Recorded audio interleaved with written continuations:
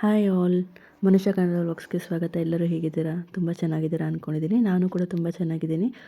ಇವತ್ತಿಲ್ಲಿ ನಾನು ಚಕ್ಲಿ ಮಾಡೋ ರೆಸಿಪಿನ ತೋರಿಸ್ತಾ ಇದ್ದೀನಿ. ಆಲ್ರೆಡಿ ನಾನು ಕರೀತಾ ತೋರಿಸ್ತಾ ಇರೋದ್ರಿಂದ ನಿಮಗೆ ಗೊತ್ತಿರುತ್ತೆ ಚಕ್ಲಿ ಮಾಡ್ತಿರೋ ರೆಸಿಪಿ ಅಂತ.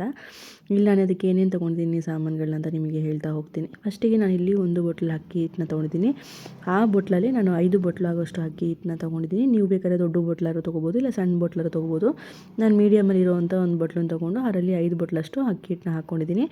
ಅದನ್ನು ಚೆನ್ನಾಗಿ ಜರಡಿ ಹಿಡ್ಕೊಂಡು ಸಾಣಿಸ್ಕೊಂಡಿದ್ದೀನಿ. ಯಾಕಂದರೆ ಒಂದೊಂದ್ಸಲ ಅಕ್ಕಿ ಹಿಟ್ಟಲ್ಲಿ ರವೆ ಆಗೂ ಬಂದಿರುತ್ತೆ, ಹಾಗಾಗಿ ಚಕ್ಲಿ ಹೊಡ್ಕೊಳೋ ಚಾನ್ಸಸ್ ಇರುತ್ತೆ ಅನ್ನೋ ಕಾರಣಕ್ಕೆ ನಾನು ಚೆನ್ನಾಗಿ ಅದನ್ನು ಜರಡಿ ಹಿಡ್ಕೊಂಡಿದ್ದೀನಿ. ಈಗ ಅದೇ ಬೊಟ್ಲಲ್ಲಿ 1 ಕಪ್ ಆಗುವಷ್ಟು ನಾನು ಹುರ್ಗಡ್ಲೆಯನ್ನು ತೊಗೊಂಡಿದ್ದೀನಿ. ಅದನ್ನು ಅಷ್ಟೇ ಚೆನ್ನಾಗಿ ನಾನು ರುಬ್ಕೊಂಡಿರೋದ್ರಿಂದ ಪುಡಿ ಆಗಿದೆ. ಬಟ್ ಆದರೂ ಒಂದ್ಸಲ ಯಾಕೆ ಇರಲಿ ಅಂತ ಅದನ್ನು ಜರಡಿ ಮಾಡ್ಕೊಂಡು ಸಾಣಿಸ್ಕೊಂಡೆ.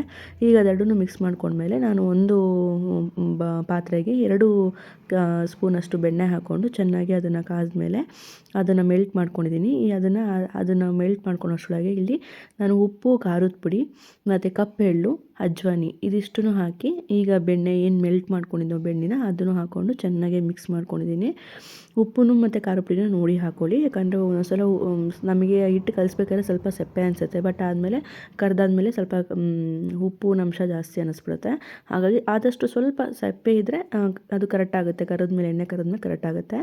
ನೋಡ್ತಾ ಇರೋದು ಈಗೆಲ್ಲ ಹಿಟ್ಟು ನಾನು ಚೆನ್ನಾಗಿ ಮಿಕ್ಸ್ ಮಾಡ್ಕೊಂಡಿದ್ದೀನಿ. ಈ ಥರ ಗಂಟೆ ಬರಬೇಕು. ಆ ಥರ ಬಂದಾಗ ಹಿಟ್ಟು ರೆಡಿ ಇದೆ ಅಂತ ಅರ್ಥ. ಈಗ ಅದಕ್ಕೆ ನಾನು ನೀರು ಹಾಕ್ಕೊಂಡು ಚೆನ್ನಾಗಿ ಮಿಕ್ಸ್ ಮಾಡ್ಕೋತಾ ಇದ್ದೀನಿ. ಅವರು ಬಿಸಿನೀರು ಹಾಕೋತಾರೆ, ಮುಂದೆ ಚೆನ್ನಾಗಿ ಕಲಿಸ್ಕೊಳೋಕ್ಕೆಲ್ಲ ಇದಾಗುತ್ತೆ ಅಂತ ನಾನು ಇಲ್ಲಿ ಬಿಸಿನೀರೇನು ಯೂಸ್ ಮಾಡ್ತಿಲ್ಲ, ತಣ್ಣೀರಲ್ಲೇ ಕಲಿಸ್ಕೊತಾ ಇದ್ದೀನಿ. ನೀವು ಬೆಣ್ಣೆ ಇಲ್ಲದೆ ಇರೋರು ಬೇಕಾದ್ರೆ ಎಣ್ಣೆನೂ ಕಾಸ್ಕೊಂಡು, ಅಡುಗೆ ಎಣ್ಣೆಯಿಂದ ಅದನ್ನು ಕಾಸ್ಕೊಂಡು ಹಾಕೋಬೋದು. ಯಾವುದಿದೆ ಯಾವುದನ್ನು ಬೇಕಾದ್ರೂ ಹಾಕೋಬೋದು. ಬಟ್ ಬೆಣ್ಣೆ ಹಾಕಿದ್ರೆ ಒಂಥರ ಟೇಸ್ಟು ಸ್ಮೆಲ್ಲು ಚೆನ್ನಾಗಿರುತ್ತೆ ಅನ್ನೋ ಕಾರಣಕ್ಕೆ ನಾನು ಬೆಣ್ಣೆನ ಯೂಸ್ ಮಾಡಿದ್ದೀನಿ. ಈಗ ನೋಡ್ತಾ ಇರ್ಬೋದು, ನಾನು ನೀರು ಹಾಕ್ಕೊಂಡು ಹಿಟ್ಟನ್ನ ಚೆನ್ನಾಗಿ ಕಲಿಸ್ಕೊಂಡಿದ್ದೀನಿ.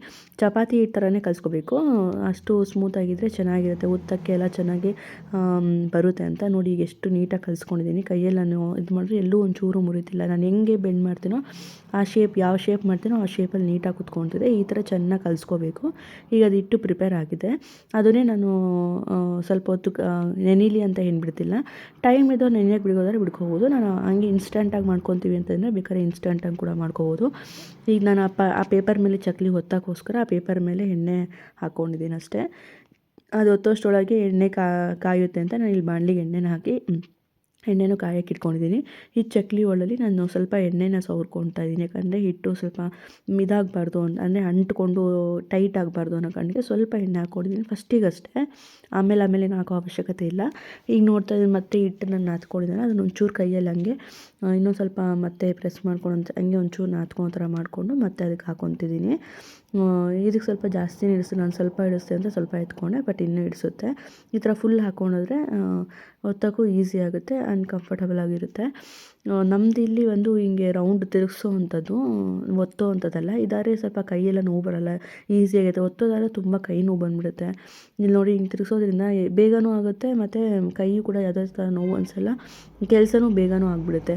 ನೋಡಿ, ಚಕ್ಲಿ ಎಲ್ಲೂ ಒಂದು ಚೂರು ಕೂಡ ಹರ್ಕೊತಿಲ್ಲ, ಎಲ್ಲೂ ಕಟ್ ಆಗ್ತಿಲ್ಲ, ಎಷ್ಟು ನೀಟಾಗಿ ಬಂದಿದೆ ಅಂತ.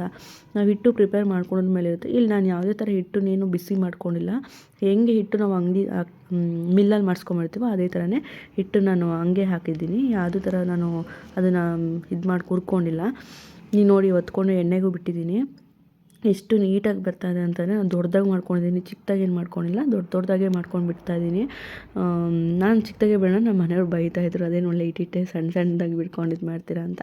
ಸೊ ಹಾಗಾಗಿ ಸ್ವಲ್ಪ ದೊಡ್ಡದಾಗಿ ಅವರೇ ನನಗೆ ಒತ್ತು ಕೊಟ್ಟಿದ್ದಾರೆ. ಅಂದರೆ ಕರೀತಾ ಇದ್ನಲ್ಲ, ಲೇಟ್ ಆಗಿಬಿಡುತ್ತೆ. ಚಕ್ಲಿ ಅನ್ನೋದು ನೋಡೋಕ್ಕೆ ಮಾಡ್ಬೇಕಾದ್ರೆ ಈಸಿ, ಬಟ್ ಅದು ಎಣ್ಣೆಲಿ ಬೇಯಿಸ್ಬೇಕಾದ್ರೆ ಅದನ್ನು ಯಾವ ಥರ ಬೇಯಿಸ್ತೀವಿ ಅನ್ನೋದ್ರ ಮೇಲೆ ಡಿಪೆಂಡು. ತುಂಬ ಉರಿ ಇಟ್ಕೊಂಡು ಮಾಡೋಕ್ಕಾಗಲ್ಲ, ಯಾಕಂದರೆ ಸೀದ್ರೆ ಒಂಥರ ಸಿಹಿ ಸ್ಮೆಲ್ ಬಂದುಬಿಡುತ್ತೆ. ಹಾಗಾಗಿ ಅದನ್ನು ನೋಡಿ ಹೈ ಫ್ಲೇಮಲ್ಲಿ ಇಟ್ಕೊಂಡೇ ಮೀಡಿಯಮ್ ಫ್ಲೇಮಲ್ಲಿ ಇಟ್ಕೊಂಡು ಮಾಡ್ಕೋಬೇಕು. ಈಗ ನಾನು ಕರೆದು ಇದು ಕೈಯಲ್ಲಿ ತೋರಿಸ್ತಾ ಇದ್ದೀನಿ ನೋಡಿ. ಹಿಂಗಂದರೆ ಹಾಗೆ ಅಂದರೆ ಕಳಿಸ್ಕೊತಿದೆ. ಅಷ್ಟು ಸ್ಮೂತಾಗಿತ್ತು ಆ್ಯಂಡ್ ಅಷ್ಟು ಚೆನ್ನಾಗಾಗಿತ್ತು ನೋಡಿ, ಎಷ್ಟು ಕ್ರಿಸ್ಪಿಯಾಗಿ ಬಂದಿದೆ ಅಂತ.